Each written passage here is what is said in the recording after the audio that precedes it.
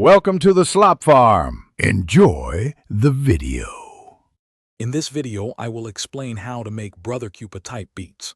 We'll dive into the essential characteristics that define this unique sound, focusing on its relaxed atmosphere and signature elements. You'll learn to identify the smooth melodies, crisp drum patterns, and deep bass lines that are fundamental to achieving an authentic BrotherKuPa feel. This guide will help you build your tracks from the ground up, ensuring you capture the true essence of the style. Next, let's focus on the drums, which are the backbone of any BrotherKuPa beat. Begin by laying down a solid kick and snare pattern, often with a slight swing to give it that signature groove. Your hi-hats should be consistent but can have intricate rolls and ghost notes to add detail.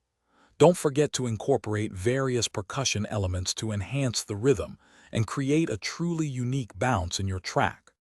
Now, let's explore the melodic and harmonic aspects that bring emotion to your beats. Select instruments with a warm, often vintage character, like Rhodes pianos or soft synths, for your main melodies. Focus on minor scales and simple, yet impactful, chord progressions to create a melancholic or reflective mood.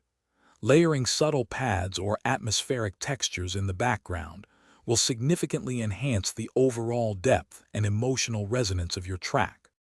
Finally, let's talk about arrangement and mixing to polish your BrotherKuPa type beat.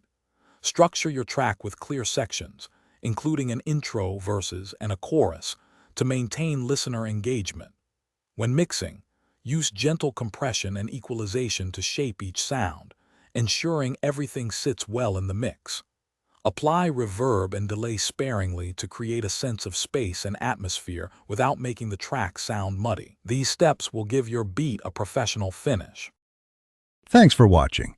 Consider subscribing if we helped you today.